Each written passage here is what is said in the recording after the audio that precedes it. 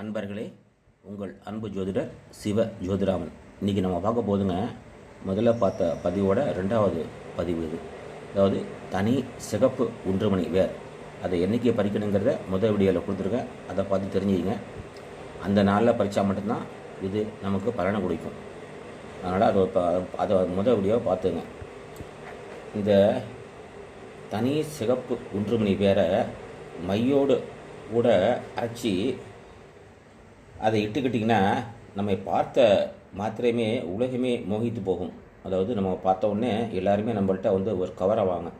நம்ம சொல்கிற பேச்சுக்கு மரியாதை கொடுப்பாங்க, நம்ம சொல்கிறதெல்லாம் செஞ்சு கொடுப்பாங்க. நமக்கு என்ன தேவையோ அதை உடனே நமக்கு கிடைக்கும். நம்ம என்ன தப்பாக பேசினாலும் சரி, அதை அவங்க பெருசாக எடுத்துக்க மாட்டாங்க. அதே மாதிரி வில்வ இலையோட சாற்றில் இந்த சிகப்பு தனி சிகப்பு ஒன்றுமணி வேரை அரைச்சி வில்வ இலையின் சாற்றில் இந்த தனி ஒன்றுமணி வேற அரைச்சி கண்களில் மைபோல் இட்டு கொண்டால் ஒருவன் எங்கு செஞ்சாலும் பார்வையை சுழற்சிகிறானோ அந்த பூதத்தை காண்பார். சரி, அடுத்தது பார்த்திங்கன்னா,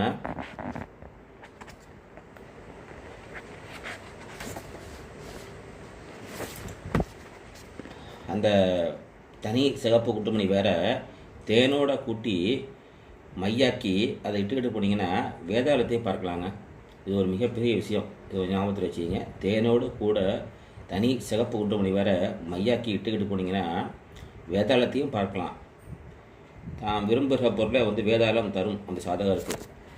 அதே மாதிரி பாலோடு கூட தனி சிகப்பு ஒன்றுமணி வேற அரைச்சி சாதகர் பூசிக்கிட்டாங்கன்னா அவருக்கு பூதம், பிரேதம், பிசாசம், யட்சர், மோகினிகள் முதலானவர்கள் ஒருபோதும் அவரை விட்டு விலக மாட்டார்கள். வாழ்நாள் பூராவும் அவரோடு கூட இருந்து அவருடைய கட்டளைகளை நிறைவேற்றி தருவார்கள் என்பது சந்தேகமில்லை. இது கொஞ்சம் ஜாக்கிரதையாக செய்யணுங்க. ஒரு குருமார்களை தெரிஞ்சுக்கிட்டு செய்யுங்க. தனியாக இதை முயற்சி பண்ணாதீங்க. சர்க்கரையோடு குண்டுமணி வரை அரைத்து அது ஒரு சாதகன் கண்களில் இட்டுக்கொண்டான்னா, கால்களில் பூசிக்கொண்டான்னா, காலில் நல்லா வச்சுங்க, காலில் பூசிக்கொண்டான்னா அவன் எவ்வளோ தூரம் நடந்தாலும் கால் வலி தெரியாதுங்க.